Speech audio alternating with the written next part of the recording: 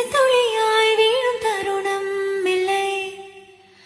ஆழியில் இருந்து அலசி எடுத்தேனே, அடைக்கலம் அமைக்க தகுந்தவன்